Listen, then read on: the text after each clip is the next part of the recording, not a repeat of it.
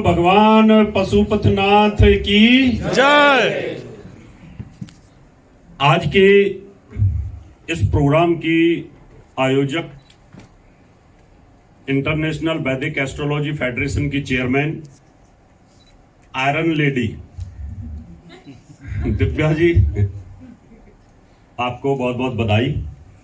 आपकी हिम्मत को बहुत बहुत बधाई कि विरोध के बाद, लोगों के धोखा देने के बाद आपने इस प्रोग्राम को सफल बनाया। उसके लिए आपको मैं बहुत बहुत बधाई देता हूं। वैसे तो पूरा विश्व नारी शक्ति की बात करता है, महिला उत्थान की बात करता है, लेकिन बड़े शर्म की बात है जब किसी महिला की टांग खींची जाती है प्रोग्रेस करते हुए, तो दुख होता है। इसलिए मैंने आपका नाम आज के इस नेपाल की भूमि से आयरन लेडी का नाम दे दिया। आपको विद्वान तो आप हैं ही। उनके साथ में कंधे से कंधा मिलाकर चलने वाले हरी शर्मा जी और मनीष पांडे जी, दोनों ही बहुत विद्वान हैं, उनका साथ दे रहे हैं। और यहां जो कोऑर्डिनेट कर रही हैं, जो यहां की मुख्य अतिथि हैं अर्चना जी, जो साथ में खड़ी हुई हैं।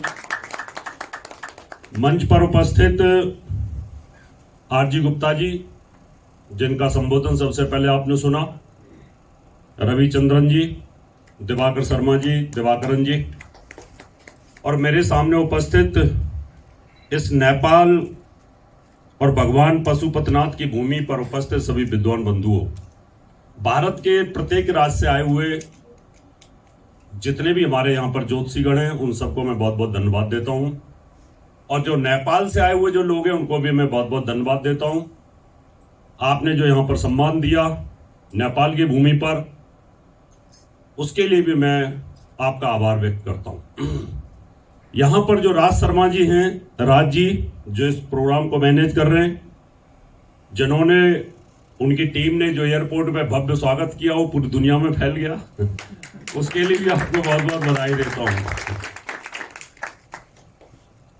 आज का जो टॉपिक है विषय लंबा रहेगा। हरी शर्मा जी से कहूंगा मुझे वो 2 मिनट और 0 मिनट मत दिखाना।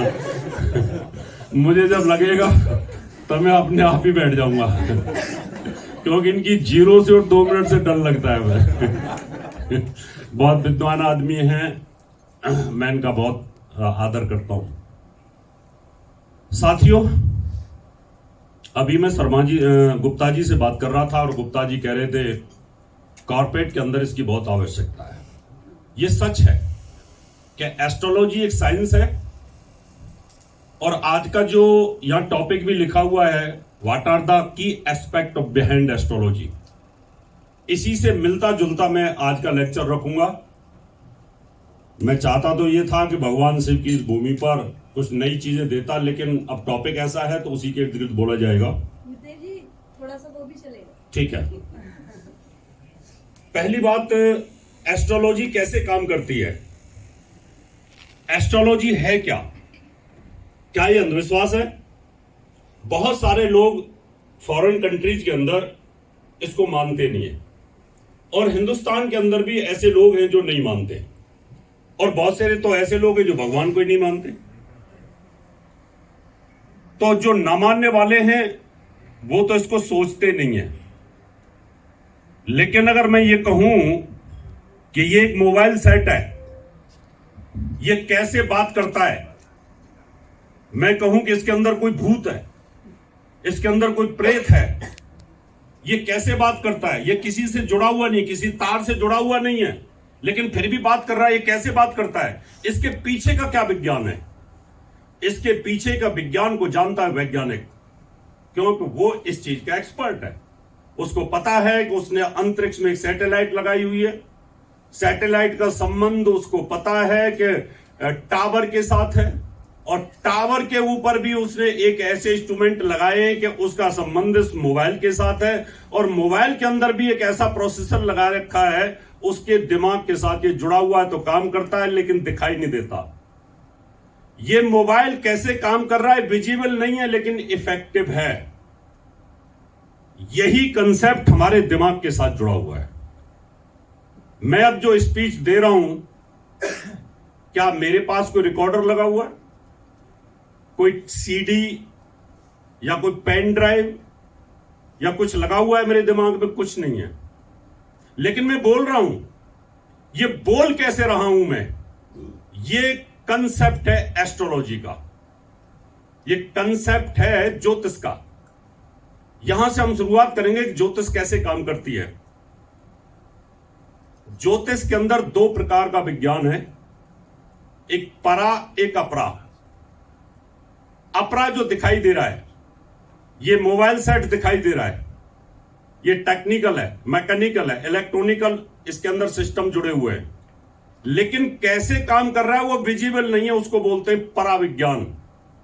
ऐसे ही एस्ट्रोलॉजी के पीछे का जो जंजाल है, जैसे आप कोई गाना सुनते हो, गाना तो स्पीकर से सुनाई दे रहा है आपको, लेकिन स्पीकर के पीछे जो नेटवर्क है, जो उसके सर्किट है, उसके अंदर जो आपने उसको संचार कर रखा है, वो भी कमाल की चीज है।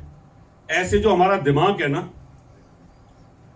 ये मोबाइल की तरह यहां पर जैसे बुद्धा ने इन चीजों को बताया, यहां पर एक रडार है, ब्रह्मरंध्र के अंदर एक रडार है, एक बॉल है गोल, वो घूमती रहती है यहां लिक्विड सेक्शन के अंदर।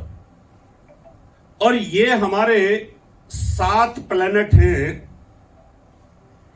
7 प्लेनेट हैं, भौतिक फिजिकल प्लेनेट, उनके साथ वी आर लिंक।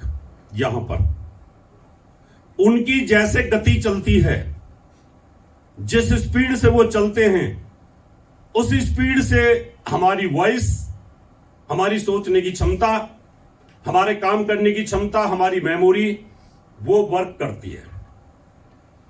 अब आप लोग ये कहोगे कि आप इसको प्रूव कैसे करोगे, क्योंकि मुझे एस्ट्रोलॉजी के हर पहलू को प्रूव करना है और साइंटिफिक प्रूव करना है, तो ही जाकर के कोई लोग मानेंगे, तो ही फॉरेनर लोग मानेंगे। मैं इजिप्ट में गया था, वहां मैंने कहा था डेट ऑफ बर्थ दो, मैं तुम बताता हूं तुम्हारे साथ क्या हो रहा है।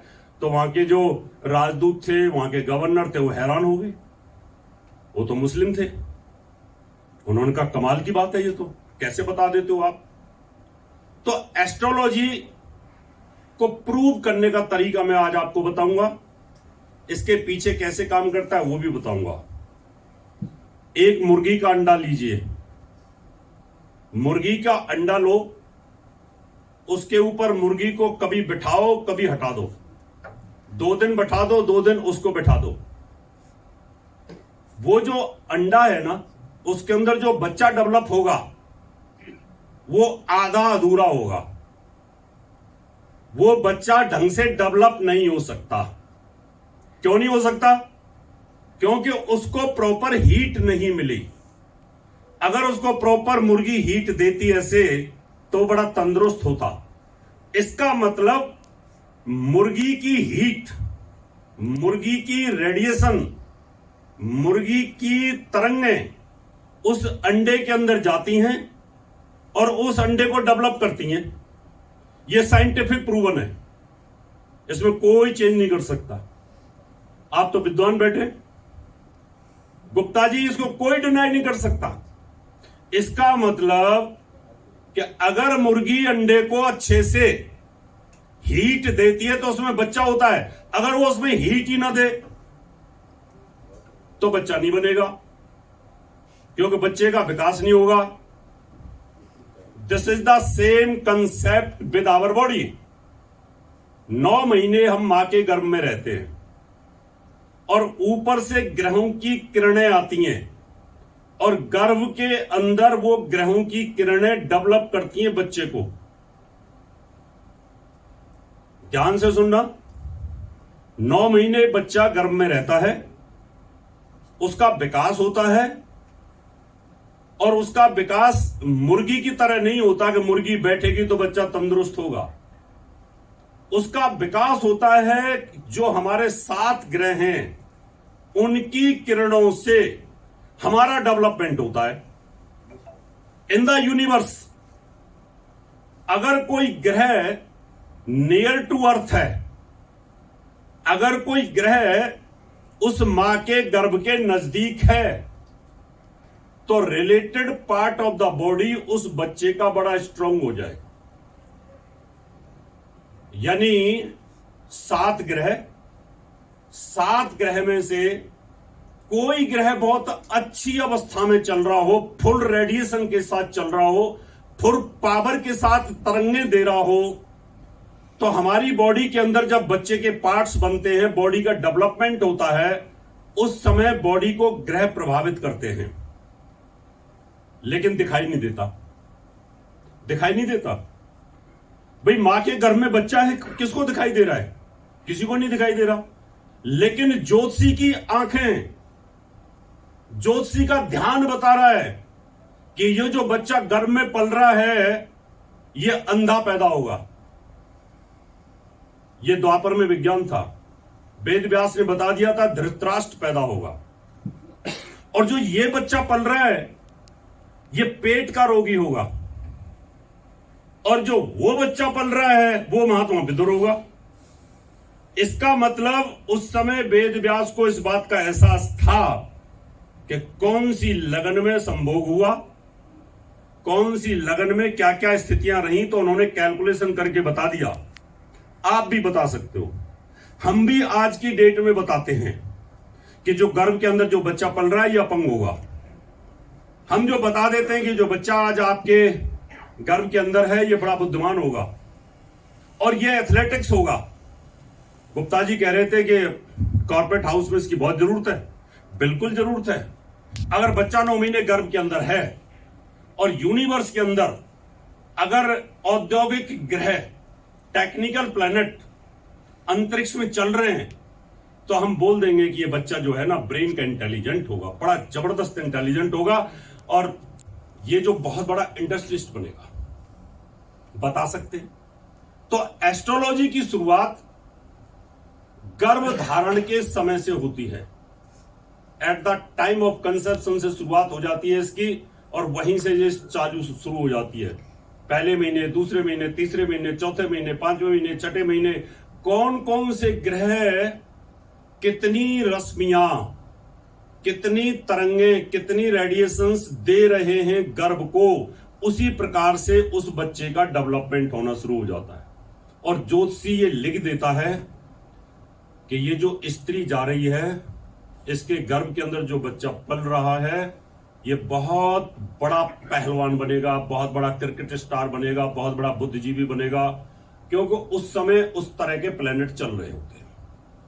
अभी आज की डेट में मान लो, अभी शनि स्वराशि में चल रहा है। शनि नर्वस सिस्टम का कारक है, शनि पैरों का कारक है, शनि बहुत मजबूत अवस्था में है। इस समय जो बच्चे पैदा होंगे, जिनकी लग्नों में शनि अच्छी जगह पे आ जाएगा, वो बच्चे तो बड़े अच्छे एथलेटिक्स बन जाएंगे, क्योंकि उनके पैरों में बड़ी ताकत होगी।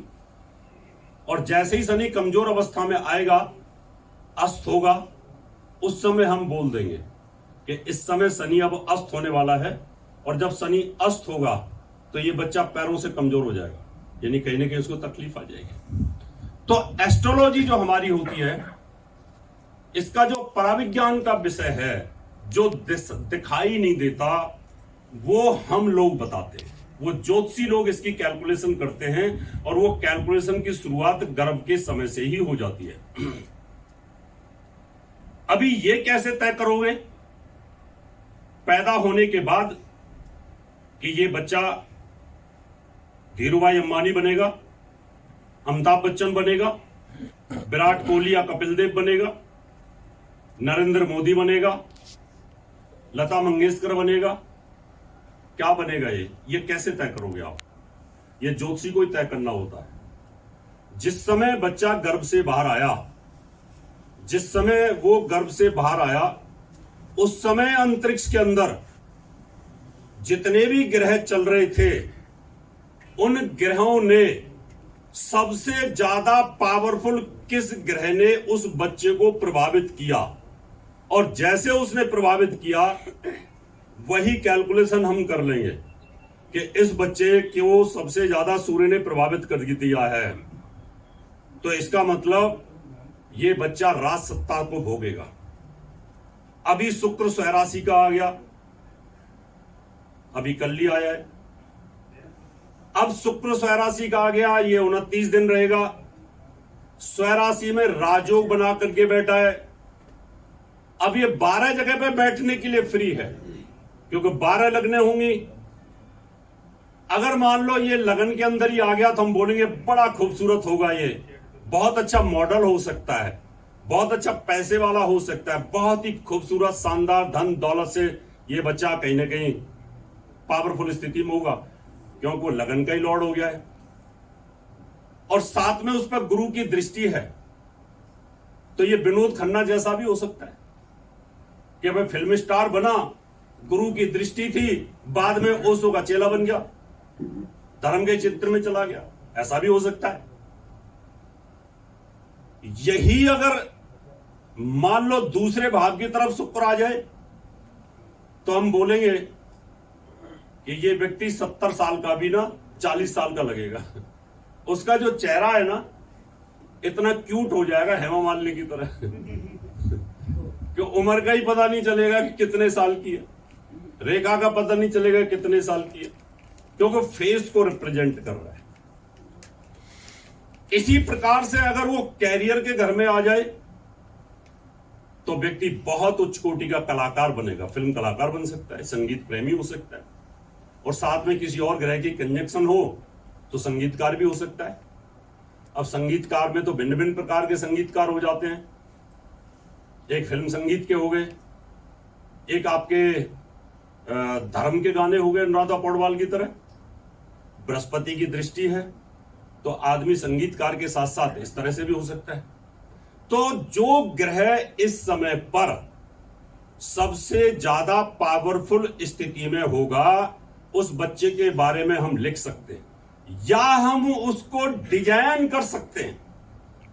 इस समय शनि स्वराशि में है, शुक्र स्वराशि में है, बृहस्पति की दृष्टि है। अभी हमने देखा कि इस समय कोई बच्चा पैदा करना है हमने, तो बच्चा कैसा पैदा किया जाए? बिजनेसमैन बच्चा पैदा किया जाए, बहुत खूबसूरत इंटेलिजेंट एथलेटिक्स किया जाए, संगीतकार किया जाए, या सीए एमबीए या इस तरह का किया जाए, या बिजनेस में कोई बहुत अच्छा हो उसको किया जाए। वो हम लग्नों के हिसाब से उसको डिजाइन कर सकते हैं, और जैसे ही लगन हम निकालेंगे उसी प्रकार से उसका क्षेत्र बनता चला जाएगा। तो ये है एस्ट्रोलॉजी के पीछे का एक पहलू जो काम करता है लेकिन दिखाई नहीं देता, ये बहुत ज्यादा इफेक्टिव होता है। ज्योतिष के अंदर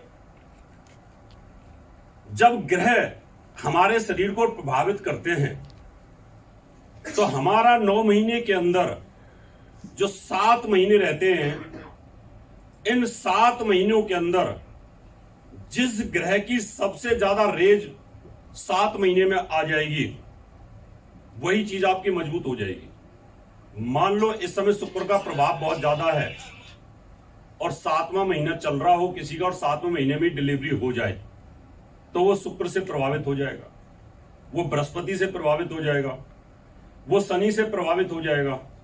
और जैसे ग्रहों से प्रभावित होगा हम उसको निकाल करके उस डिजाइन करके जो हमारा मुहूर्त होता है उस मुहूर्त के अनुरूप उस बच्चे को हम बाहर ला सकते हैं और ये बता सकते हैं कि ये देखिए ये स्थिति है। अब बात आती है कि बुरे ग्रहों को अगर यूनिवर्स में मान लो किसी ने गलती से कंसीव कर लिया, किसी को पता नहीं था इस बारे में और किसी स्त्री ने कंसीव कर लिया, कंसीव करने के बाद में क्या आपके हाथ में हैं वो चीजें? क्या आप उनको ठीक कर सकते हैं? क्या ज्योतिषी के हाथ में अधिकार है ये? भगवान ने ये कहा है कि अगर मैंने आपको तकलीफ दी है तो आपको उपाय भी दिया है, बशर्ते कि आपको खोजने की जरूरत है। अगर उपाय ना होता तो हिमालय की पहाड़ी पर संजीवनी बूटी ना होती, उपाय ना होता तो नेपाल के अंदर इतने बढ़िया बढ़िया रुद्राक्ष ना होते, नेपाल के अंदर इतनी जड़ी बूटियां हैं वो ना होती, क्या जरूरत थी? इनको कोई शेर थोड़ी खाता, क्यों? या शेर माला पहनता रुद्राक्ष के गले में? वो तो नहीं पहनता, तो मनुष्य करेगा इसका। और पहाड़ों पे इतनी बढ़िया बढ़िया बूटियां दी है नेपाल के अंदर, ये किसके लिए दिए? आपके उपाय के लिए। प्रकृति जब डेवलप होती है, उसी डेवलपमेंट के साथ में भगवान ने सबको एक दूसरे का, हमें कहीं ना कहीं सबऑर्डिनेट बनाया होता है। अभी मेरी गुप्ता जी से बात हो गई थी। गुप्ता जी कह रहे थे कि रावत जी, इंसान बंदरों से, बंदर हमारे पूर्वज एक तरह से। मैंने कहा तो कुछ नहीं, मैंने कहा मेरा नंबर आने वाला बोलने का, मैं सबको ही बताता हूं। नहीं तो मैं वहां डिस्कस कर लेता हूं कि हम बंदर नहीं थे। डार्विन की थ्योरी ये कहती है कि भाई हमारे पूर्वज बंदर थे, और धीरे धीरे धीरे धीरे हम बंदर से विकास होकर के हमारा मनुष्य बन गया, और हमारी पूंछ हट गई, और हमारे अंदर मनुष्य तत्व आ गया।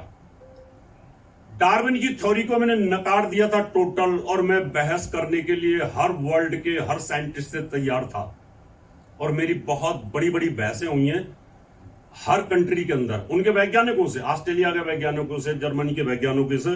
और उसके बाद हमारे HRD मिनिस्टर थे निशंक जी, उन्होंने भी कहा था कि ये जो डार्विन थ्योरी है इसको मैं रिजेक्ट करता हूं। उस समय वो HRD मिनिस्टर थे। ऐसा नहीं है कि हम बंदर थे और बंदर से धीरे धीरे हमने डेवलप होकर के मनुष्य बन गए।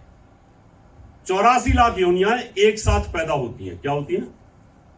एक साथ। बंदर योनि अलग है और मनुष्य योनि अलग है, और मनुष्य योनि में भी बहुत सारी प्रजातियां हैं। बंदर में तो लंगूर दिखाई देते हैं आपको, छोटे भी दिखाई देते हैं, बड़े भी दिखाई देते हैं, तो बंदर योनि में। ऐसे मनुष्य की भी बहुत सारी प्रजातियां, उनको हम जानते नहीं हैं। अब इधर आप थाईलैंड में चले जाओ, और थाईलैंड के आदमी को मिला दो जाकर के हप्सियों के साथ, नीग्रो के साथ में, तो वो लगेंगे कि दोनों एक ही योनि के? नहीं लगेंगे। उनको लगा कि ये जो अफ्रीकन लोग हैं और थाई लोग हैं, ये तो कहीं से एक योनि के लगते ही नहीं। हमें पता है कि हैं मनुष्य, और गलती से इन दोनों को कभी एक दूसरे को दिखाया ही ना हो, और फिर इनको एक साथ छोड़ दो, तो फिर क्या स्थिति होगी? तब मेंटल लेवल को इनके को समझने की जरूरत है। इसका मतलब हम 84 लाख योनि में होते हैं। बंदर के अंदर विवेक नहीं होता।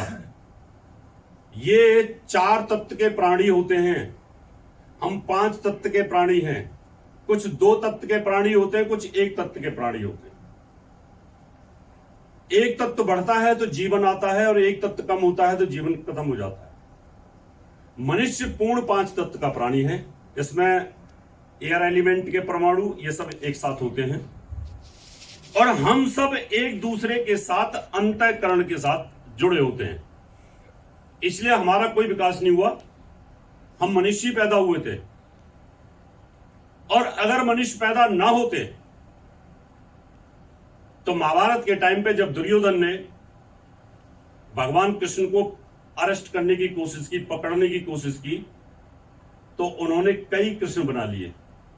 ये नहीं पता चलता था असली कौन है। और जब लक्ष्मण ने मेघनाथ को मारने की कोशिश की, तो उस समय भी ये नहीं पता चलता था कि असली कौन है। तीर किस पे चलाते थे तो लगता किसको था। इसका मतलब उस समय से ये विज्ञान है कि मनुष्य पैदा होता है।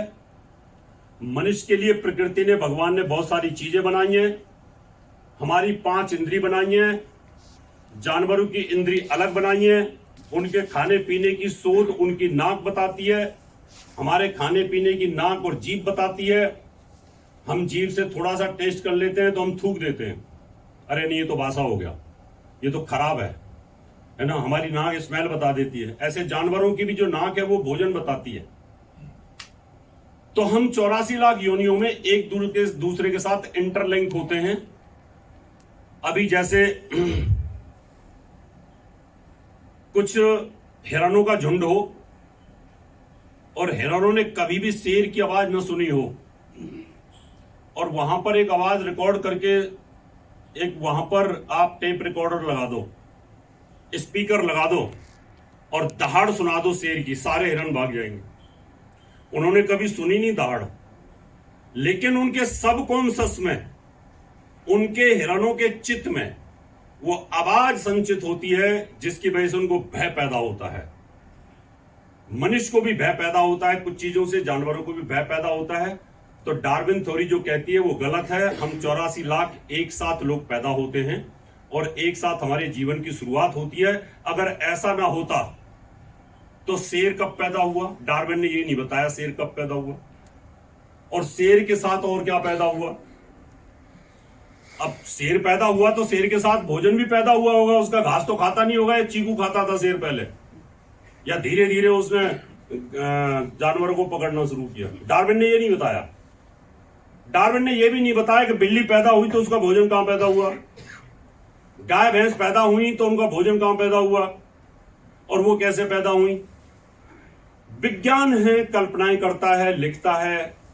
विज्ञान को पता है कि आज 12 राशियां हैं अंतरिक्ष में, लेकिन ये 12 राशि तो हिंदू धर्म की देन है वेदों में। अगर उन्होंने विज्ञान में पढ़ाना शुरू कर दिया कि 12 राशियां हैं, तो फिर तो हिंदू धर्म श्रेष्ठ हो जाएगा। 27 नक्षत्र हैं, विजिबल हैं, विज्ञान जानता है इस बात को कि इन 27 नक्षत्रों का हमारे ऊपर प्रभाव है, लेकिन वो मानने के लिए तैयार नहीं, वो पढ़ाने के लिए तैयार नहीं है। खाली ग्रहों की स्थिति को पढ़ाते हैं। क्यों नहीं मानते? गैलीलियो ने पहले ही बता दिया था कि ये राशियां हैं, इतना बड़ा साइंटिस्ट था।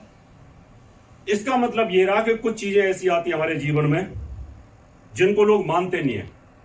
ज्योतिष उनमें से एक ऐसा विषय है कि अगर सरकार ने इसको मान्यता दे दी होती, वकालत की तरह, MBBS की तरह, या CA की तरह, या लॉ की तरह, तो आज ज्योतिष भी ऊंचाइयों को छू रहा होता। इसमें कोई दो राय नहीं। जितनी गलती ज्योतिषी करता है उससे ज्यादा गलती तो डॉक्टर करते हैं, उससे ज्यादा मुकदमे हारता है वकील, और उससे ज्यादा नुकसान CA कर देता है। कोई एक्शन होता उन पर? नहीं होता। भाई वकील पैसा लेता है और मुकदमा हार जाता है और आप चुपचाप चले आते हो, और ज्योतिषी ने बोला काम हो जाएगा और नहीं हुआ तो ज्योतिषी के पीछे पड़ जाएगा, काम नहीं हुआ, काम नहीं हुआ, काम नहीं हुआ। इसलिए जो ज्योतिष है ना, इसमें आधा पराविज्ञान है और आधा इसमें विज्ञान है। आधा विज्ञान तो कैलकुलेशन का है कि ग्रहों की गति कितनी स्पीड से चल रही है, ग्रहों की गति का हमारे जीवन पर क्या प्रभाव है, चंद्रमा का हमारे शरीर पर क्या प्रभाव है, सूर्य का हमारे शरीर पर क्या प्रभाव है, ये ज्योतिषी बता सकता है। जब हम गर्भ के अंदर होते हैं उस समय से हमें इन चीजों का पता चल जाता है। आप देखिए, एक पागल खानों के अंदर अमावस्या के दिन डॉक्टरों की संख्या, पूर्णिमा के दिन डॉक्टरों की संख्या बढ़ा देते हैं। अमावस्या के दिन डॉक्टर पागल खाने के अंदर पागलों को देखो, आप अपने आप को देखो। जिनका चंद्रमा कमजोर होगा, पूर्णिमा के दिन घर में कलेश होगा, अमावस्या के दिन डिप्रेशन आ जाएगा, भयंकर डिप्रेशन आता है, किसी से इच्छा नहीं होती है। तो ये ज्योतिष के वो पहलू हैं जो हमारे शरीर के साथ जुड़े हुए हैं, जिनके साथ हम ये कह सकते हैं कि आपके जीवन में ये घटना घटित होने वाली है। और ये सब ज्योतिष जो है, आज का कर्म अगले जन्म का भाग्य बनेगा, और भाग्य को ज्योतिष बोलते हैं। क्या आपके भाग्य में क्या लिखा हुआ है? हम लोग आपके भाग्य की लिपि को पढ़ते हैं कि आप इस लगन में पैदा हुए हैं, आप इस नक्षत्र में पैदा हुए हैं, आपकी कुंडली में ये राजयोग हैं, आपकी कुंडली में ये दरिद्र योग हैं, इनका प्रभाव आपके जीवन में आने वाला है। तो फिर उस प्रकार से ज्योतिष की कैलकुलेशन होती है, और ये ज्योतिष सटीक पूर्ण रूप से काम करता है। बस बताने वाले की कमी होती है, और बताने वाले की कमी तो हर फील्ड में है। मैं मोबाइल ठीक कराने के लिए गया, नहीं हुआ ठीक। कंपनी हूं सैमसंग, करने वाले सैमसंग के कर्मचारी, ट्रेनिंग पूरी उनको, लेकिन फिर भी ठीक नहीं हुआ उनसे। अब आप ज्योतिषी से भी ऐसी उम्मीदें नहीं कर सकते कि वो टू एरेज ह्यूमन, गलती मनुष्य हो सकती है, कितनी कंसंट्रेशन, कितनी लगन के साथ में वो व्यक्ति ज्योतिष में इन्वॉल्व है, क्योंकि ज्योतिष बहुत बड़ा फील्ड है, इतना बड़ा फील्ड है कि आप उसको जज नहीं कर सकते। वो मैं आपको एक उदाहरण समझाता हूं, फिर आपको समझ में आ जाएगा। आप लोग ज्योतिषी हैं,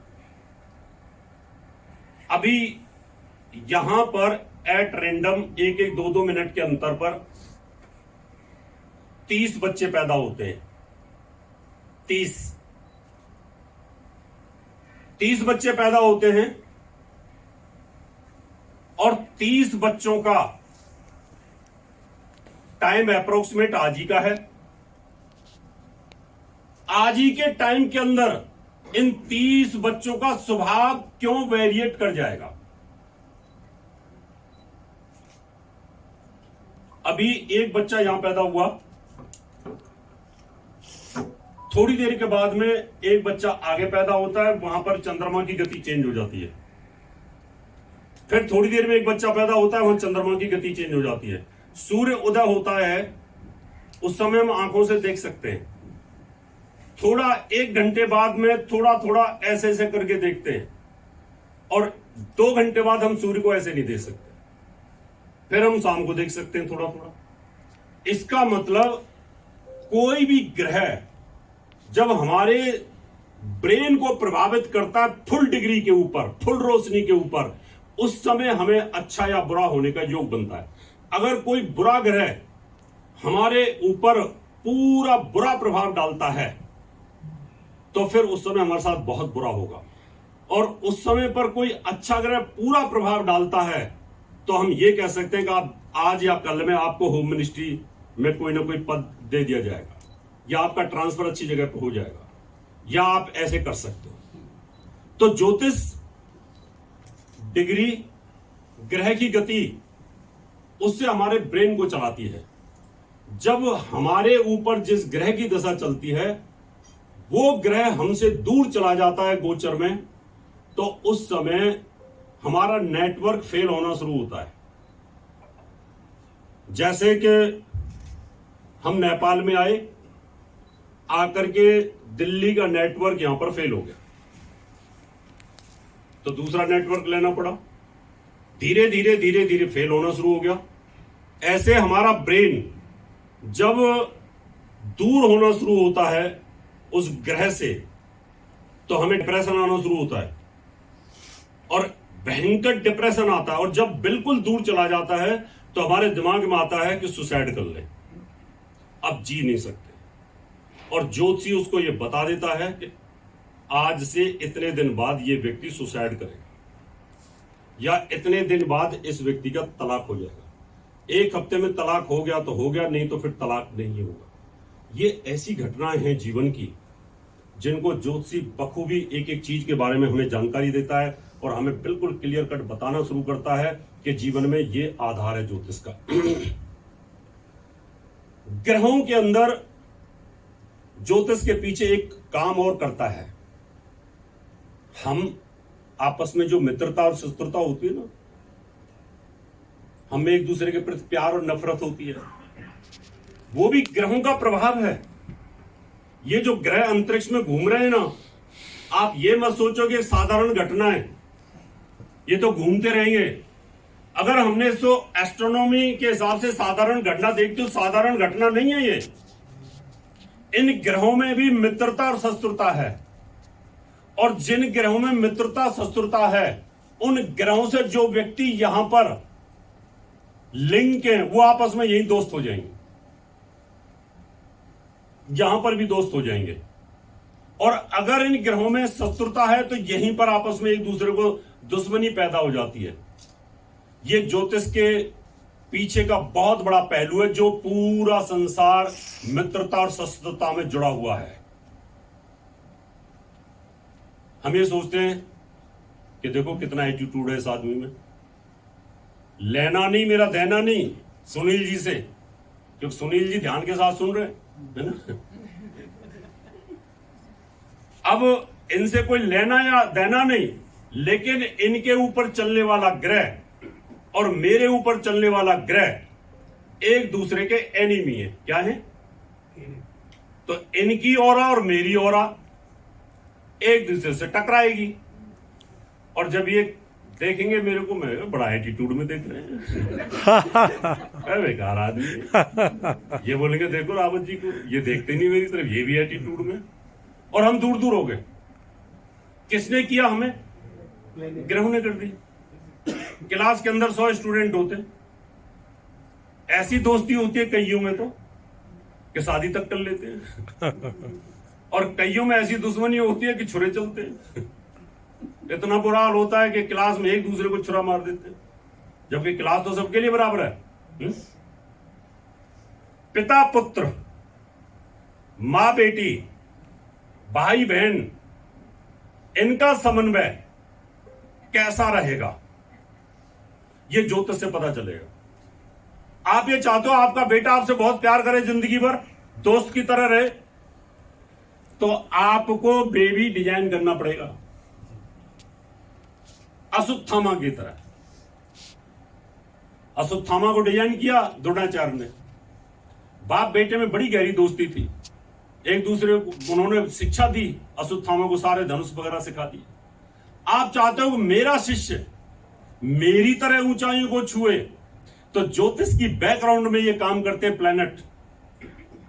मैं चाहता हूं मेरी और मनीष पांडे की, मेरी और गुप्ता जी की पूरी जिंदगी अच्छी बनी रहे, तो क्या हमने वो ग्रह डिजाइन किए या ऑटोमेटिकली हो सकते हैं?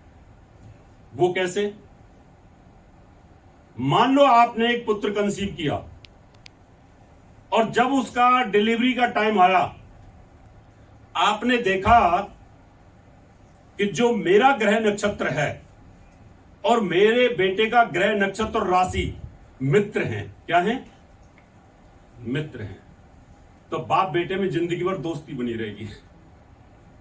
और अगर वो गलती से आपकी राशि का एनीमी आ गया, आपका नक्षत्र एनीमी आ गया उसका, तो बाप बेटे एक दूसरे के दुश्मन हो जाएंगे। आपने ड्राइवर रखना है, अब आपने सोचा भाई एक ड्राइवर रख लेते हैं, बुढ़ापे का सहारा बनेगा। ड्राइवर रख लिया, और ड्राइवर के साथ आपकी कट्टर दुश्मनी आती है कुंडली के हिसाब से।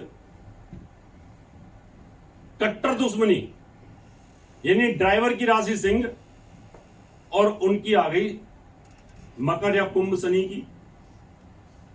वो बोलेगा कि भाई गाड़ी निकाल के लिया, डॉक्टर के पास चलना है। बोले साहब गाड़ी पंचर हो रखी है। फिर मन मन में बोलेगा तुझे लाऊंगा दिखा के डॉक्टर के पास। बॉस बनता है ज्यादा, अंदर ही अंदर बॉस के साथ ईर्षा बनी हुई है। फिर उन्होंने कहा चल भाई वहां सब्जी लेने चलना है, मार्केट जाना है। बोले साहब पेट में दर्द हो रहा है, गाड़ी नहीं निकालेगा, गाड़ी की बैटरी डाउन हो गई है। आपको जब वक्त पे जरूरत होगी ना उसकी, वो दारू पी के पड़ जाएगा। अभी जाना ना आपको वैष्णो देवी या कहीं दूसरी जगह, तो बोला जी दारू पी ली, और सुबह जब आप टेलीफोन करोगे आ जा, तो दारू पी के पड़ोगे। और वही व्यक्ति आपसे ऐसी समय पे दुश्मनी निकालेगा कि आपकी जान ले लेगा। अगर आपने कोई नौकर भी रखना है ना, काम वाली रखनी है, सफाई वाली रखनी है, ड्राइवर रखना है, आपने अपना ऑफिस में स्टाफ रखना है, क्लर्क रखना है, अकाउंटेंट रखना है, जनरल मैनेजर रखना है, तो फिर आपको ये ग्रह नक्षत्र और ज्योतिष देखनी पड़ेगी। अगर आपने ये नहीं देखी ना, तो आपकी जान का दुश्मन वही होगा, और आपकी गाड़ी को एक्सीडेंट कर देगा, खुद भी मरेगा और आपको भी लेके मर जाएगा। आपने घर में ऐसा नौकर रख लिया जो आपका कट्टर दुश्मन है, वही आपको जान से मार देगा, और साथ में आपका सोना वगैरह वगैरह सब लेकर के भाग जाएगा। तो इसका मतलब ग्रहों का ज्योतिष के पीछे का जो एक जाल है, उस जाल में ग्रहों की मित्रता और शस्त्रता भी बड़ी जबरदस्त काम करती है। अभी मान लो मैंने अपना एक स्टाफ रखा, और उस स्टाफ के साथ मेरी बड़ी अच्छी मित्रता बन जाती है ग्रहों के हिसाब से। वो तुरंत आएगा कि साहब को जरूरत है इस चीज की, साहब पानी लाओ, साहब ये चीज, साहब ऐसे कर लो, साहब वैसे कर लो, साहब वो ऐसे हो गया, वो काम रह गया है, वो काम रह गया है। इसका मतलब ये रहा कि हमारा जो फैमिली रिलेशंस जो टूटते हैं उसमें ज्योतिष का बहुत बड़ा योगदान है। वो इतना बड़ा योगदान है, महाभारत का समय था, दुर्योधन पैदा हुआ, महात्मा विदुर ने उनकी कुंडली देखी, वेद व्यास ने भी उनकी कुंडली देखी। वेद व्यास तो तुरंत सटीक बोलने वाले थे, उन्होंने कहा इस बच्चे को आप मार दो, दुर्योधन को अभी मार दो, या इसको कहीं किसी को दे दो देश में बाहर दूर जाकर के। उन्होंने क्यों? कहता ये इस राजपाट का नाश कर दे। और नाश किया। जब वो मारा गया तो गांधारी ने कहा कि विदुर ने एक चीज बात कही थी कि इसको मार देती मैं उस समय तो अच्छा रहता। जब आपको ज्योतिष का ज्ञान हो जाएगा ना तो आप अपने लिए पति भी ऐसा ढूंढ लोगे, आप अपने लिए बच्चा भी ऐसा पैदा कर लोगे जो बाप बेटे के अंदर कोई ये कह नहीं सकता कि ये बाप बेटे हैं या दोस्त हैं। उनमें आपस में बड़ी दोस्ती बनी रहेगी, उनमें प्यार बना रहेगा। मां बेटी का झगड़ा रहता है सुबह से शाम तक, और अगर वही ग्रह गति के हिसाब से आपने मित्र राशि, मित्र नक्षत्र, मित्र ताराएं बना दी तो फिर वो मां बेटी भी एक दूसरे के प्रति बहुत प्यार रखेंगे। ये ज्योतिष के पीछे काम करता है। हमारी जो ग्रहों की एक दृष्टियां भी होती है ग्रहों के अंदर, और ग्रहों की ताकत भी होती है ज्योतिष के पीछे जो काम करती है। हम सोचते हैं ना कि मैं से ताकतवर हूं। अभी आपने किसी को छेड़ दिया और सामने से उस आदमी ने ऐसे किया मूंछ करके, वो तुरंत आप बोल दोगे सॉरी भाई साहब गलती हो गई, क्योंकि आपने की आंखों ने जज कर लिया कि ये व्यक्ति ना मुझे पीट सकता है, तुरंत जज कर लिया। आपने किसी लड़की को छेड़ा, लड़की ने ऐसे देखा, आप डर गए, कहता सॉरी मैम, बहन जी में तो बस ऐसे ही धक्का लग गया, और वो बेचारी डर गई तो आप और आगे बढ़ेंगे। इसका मतलब हमारे शरीर के अंदर जो ताकत है ना, जो पावर है, अटैक करने की जो क्षमता है, हमारी जो विल पावर्स हैं, वो भी ग्रहों के द्वारा संचालित है। ये ध्यान कर लेना कि जब भी आप, अभी मंच पे बहुत सारे लोग बोलते हैं, कितनी पावर के साथ बोलते हैं, ये तो उनका विजन काम करता है। अगर आपके फुल फ्लैश पूरी ताकत अंदर से भरी हुई है तो आप कॉन्फिडेंस आपका अच्छा रहेगा, नहीं तो फिर आप घबरा जाएंगे, आपको टेंशन क्रिएट हो जाएगी। आप कहीं पर भी जाते हैं वहां पर टेंशन क्रिएट हो जाएगी, आपको डर लगेगा। कोई आपका जरा सा विरोध कर दे तो आपको टेंशन हो जाएगी, अरे इसने विरोध कर दिया।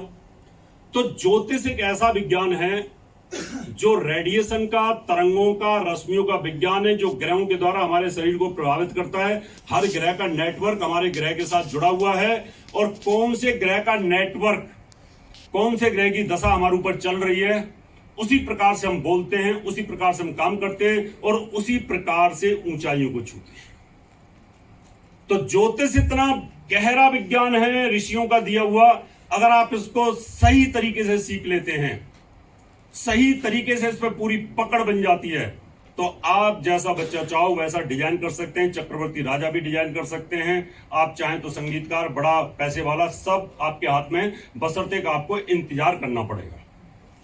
कभी कभी ऐसे ग्रह आते हैं जो बहुत बुरे ग्रह होते हैं, और उन ग्रहों में हम कंसीव कर लेते हैं, और फिर जब डिलीवरी का टाइम आता है उस समय भी ग्रह खराब होते हैं, उस समय पर ही हमारी स्थिति खराब हो जाती है, और हम ये बोल देते हैं कि भाई ये बच्चा आपके लिए ठीक नहीं है, ये आपके जितना भी पारिवारिक स्थिति है उसका सबका सत्यानाश कर देगा, आपकी स्थिति को खराब कर देगा। तो ये ज्योतिष है, इस प्रकार से काम करती है। अब इसके अंदर मैं 2-3 योग आपको ऐसे बताऊंगा। सरस्वती योग, सरस्वती योग क्या होता है? लक्ष्मी सबको जरूरत है, वो क्या होता है? गौरी, वो क्या होता है? श्रीनाथ, श्रीकंठ, ऐसे योग जीवन के होते हैं। उनमें सिर्फ आज 2 बताऊंगा कि उस समय हो रहा है। एक तो लक्ष्मी योग बता देता हूं कि सबको जरूरत होती है, और जब बच्चा पैदा करो ना तो लक्ष्मी योग में करना है कि आपके पास पैसे की कमी ना है। वो कुंडली में कैसे देखते हैं बता देता हूं। जब आप लगन डिजाइन करो उस समय पर ये देख लेना, नवम भाव का स्वामी केंद्र के अंदर या त्रिकोण के अंदर स्वराशि या उच्च राशि में हो, और साथ में शुक्र स्वराशि या उच्च राशि में केंद्र या त्रिकोण में बैठे हों, तो ये लक्ष्मी योग बनेगा। कुंडली में आपको कुछ दिखाई दे या न दे, लेकिन ऐसे व्यक्ति के पास अपार पैसा होता है। मैंने ऐसे ऐसे लोगों की कुंडली देखी है कि नॉर्मल दिखते हैं व्यक्ति, ऐसे लगता है कि तो नॉर्मल आदमी है, लेकिन कुंडली में ये योग की वजह से वो अरबपति खरबपति होते हैं। कोई ग्रह उच्च का नहीं होता, कोई ग्रह ऐसे नहीं होते, सिर्फ दो ही ग्रह नवम भाव का स्वामी और शुक्र केंद्र त्रिकोण में बैठे हुए हैं, एक स्वराशि में, जैसे अभी शुक्र इस समय स्वराशि में चल रहा है। आज इसको हम केंद्र में लेके आ जाएं तो गुरु आमने सामने हो जाएगा, गुरु से दृष्ट हो जाएगा, और केंद्र में इसको ले लिया और नवम भाव का स्वामी हम कर दें किसी तरीके से, शुक्र बृहस्पति को लगन के अंदर डिजाइन कर दें, तो इस समय लक्ष्मी योग बन जाएगा। और लक्ष्मी योग में जो बच्चा पैदा हो गया तो आपके घर से दरिद्रता ही खत्म, पूरी जिंदगी भर पैसे की कमी नहीं रहेगी आपके पास, जिंदगी भर। बशर्ते कि इसको ना आपको बड़े ध्यान के साथ डिजाइन करना पड़ेगा ज्योतिष का। एक योग और बता देता हूं, सरस्वती के लोगों को यह रहता है कि यार ज्योतिषियों के लिए सरस्वती योग बहुत जरूरी है। आपकी वाणी पर अगर सरस्वती बैठी हुई है तो आप बहुत अच्छे वक्ता हो सकते हैं। सरस्वती योग में सीधा सरस्वती आपकी जबान पे, आपकी बुद्धि पर, आपके चित्त पर बैठी होती है। उसको कैसे निकालेंगे? सरस्वती योग का संबंध आपकी वाणी, आपका वे ऑफ टॉकिंग, पैसा, धन, दौलत, बुद्धि, सात्विकता, ध्यान, पूजा पाठ, इनमें रमण रहना। और पैसा तो आता ही है। केंद्र के स्थान होते हैं 1, 4, 7, 10 और त्रिकोण होता है 5वां और 9वां। बुध, शुक्र और बृहस्पति, बुध, शुक्र और बृहस्पति, ये तीनों एक साथ केंद्र में हो, त्रिकोण में हो, और नवम भाव का स्वामी भी केंद्र या त्रिकोण में हो, या ये योग चंद्र लगन से बनता हो, तो फिर ऐसे व्यक्ति को ना सरस्वती योग प्राप्त होता है। उस व्यक्ति को रटने की जरूरत नहीं है स्पीच के अंदर, वो बहुत शानदार वक्ता बनता है, विवेकानंद की तरह, बहुत शानदार, रावत जी की तरह शानदार वक्ता बनेगा। उसकी वाणी पर कितने ज्योतिषी ऐसे बोलते हैं जी मैं तो जो आता है बोल देता हूं और वो सच हो जाता है, जब मुझे तो पता ही नहीं था कि क्या सच हो गया। हमने कहा तलाक नहीं होगा, नहीं हुआ। ये सरस्वती योग ज्योतिषियों के लिए बहुत जरूरी है। अब ये बनते हैं, गोचर में बनते हैं, बनेंगे आगे आने वाले समय में। अभी मान लो बृहस्पति मेष राशि में है, दौड़ते दौड़ते फास्ट ग्रह है बुध और फास्ट ग्रह शुक्र, ये भी साथ जुड़ जाए जाकर के और नवमेष केंद्र में आ जाए। आपने अभी से डिजाइन कर लेना है कि इतने महीने बाद ये योग बनेगा, सरस्वती योग।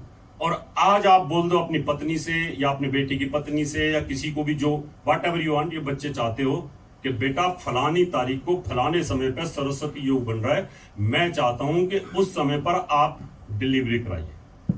और उस सरस्वती योग में जो बच्चा आएगा ना, वो बचपन से कपिल ऋषि की तरह पैदा होते ही बोलना शुरू करेगा और उसकी वाणी पर सरस्वती विराजमान होगी, जो वो बोल देगा वही सच होगा। आपने बड़े ध्यान के साथ सुना।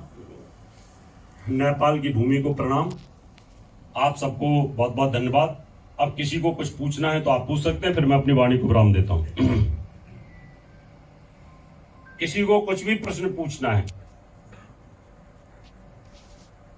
एक सवाल था छोटा सा। जी बिल्कुल। कि ये कहा जाता है कि बच्चे की डिलीवरी आने का समय नियत है, और एक तरफ हम ये चाहते हैं कि उस बच्चे को हम जब चाहें उसकी डिलीवरी कराएं, तो ये विरोधाभास है कुछ सब या क्या है?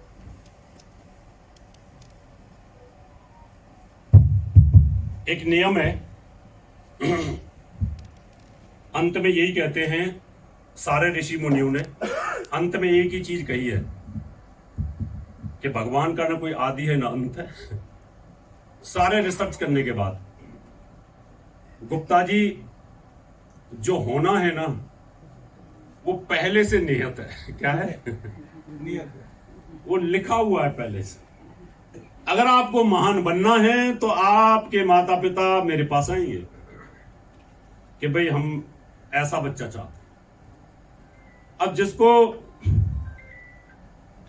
मैडम मैं अभी नेपाल में हूं तो अभी डिबेट नहीं कर पाऊंगा अभी, ठीक है? इसलिए कहते हैं ना, होर हाट विरमान के होत चीकने पात। एक तो भगवान ऊपर से ऐसी दिव्य आत्माएं भेज देता है जो संसार का भला करती हैं, जो संसार का भला करती हैं।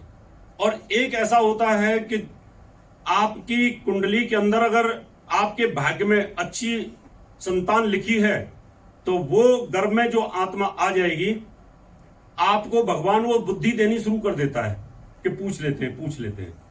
इसलिए ऐसा कुछ नहीं है। द्रोणाचार्य जी ने अश्वत्थामा को इसी प्रकार से कंसीव किया था। वो ये चाहता था बच्चा एक ही करूं, लेकिन महान। तो ऐसा नहीं कह सकते आप, क्योंकि वो जो हो रहा है ना वो भी भगवान की मर्जी से ही हो रहा है। अगर आप डिजाइन कर रहे हैं तो वो भी भगवान की मर्जी से कर रहे हैं। और पहले जमाने में राजाओं के पास, चक्रवर्ती राजाओं के पास राज ज्योतिषी होते थे, और राज ज्योतिषी ये वक्त और मुहूर्त निकालते थे कि मैं ये चाहता हूं मेरा पुत्र चक्रवर्ती राजा बने, ऐसी कोई डेट बताइए। और ऐसी ही डेट में रावण ने मेघनाद को पैदा किया।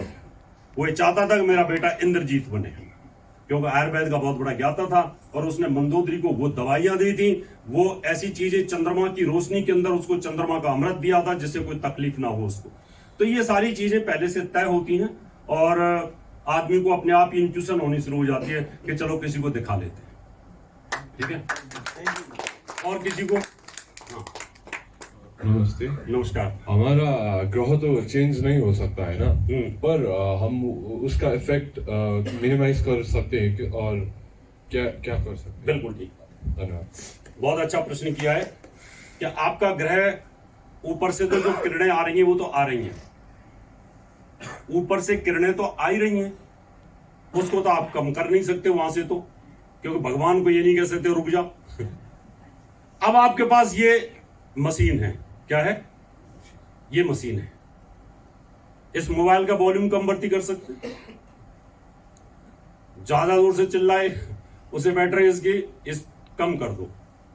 ऐसे ही हमारे अंदर सेंसर्स हैं, सेंसर्स, प्राण शक्ति, 5 प्राण हैं, 5 प्राण हैं। और ये पांचों प्राण ग्रहों के द्वारा संचालित हैं। अपान प्राण, व्यान प्राण, प्राण उदान समान। अब एक छोटा सा उदाहरण देकर के आपको कंसेप्ट को क्लियर करूंगा। ये मोबाइल और देना।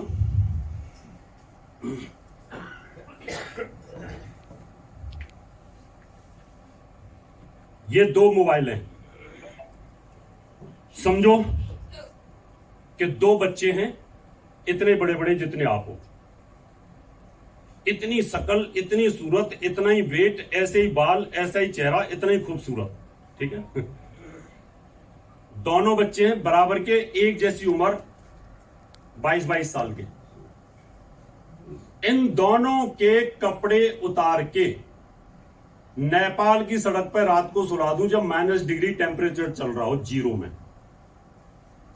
तो मैं बोलूं कि बेटा एक्सरसाइज कर सकते हो लेकिन रहोगे नंगे, और दूसरे को बोलूं कि सोता रहे, हिलेगा नहीं।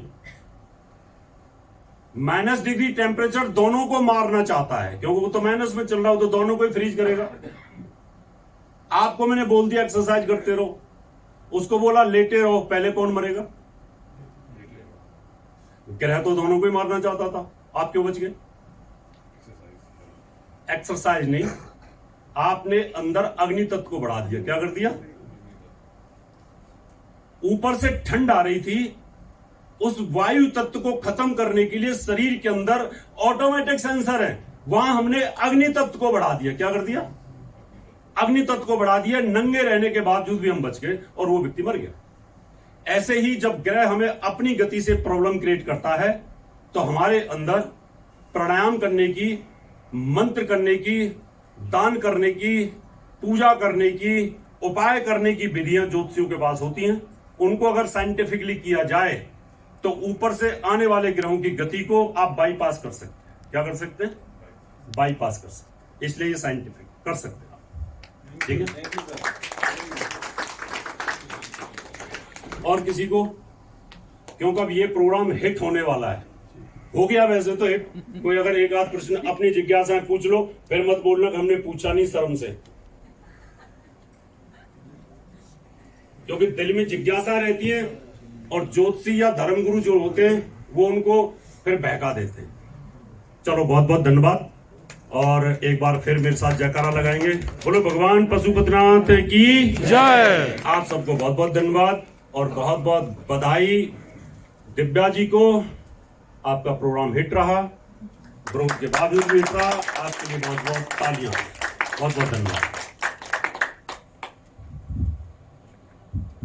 Thank you very much, so much, and great much, I would say, Rawat sir, for giving such an exemplary kind of a delivery on the various aspects of the astrology. I am very sure that everybody must have got delighted to hear it and understand it and chew and digest all the affair which he has said. Thank you.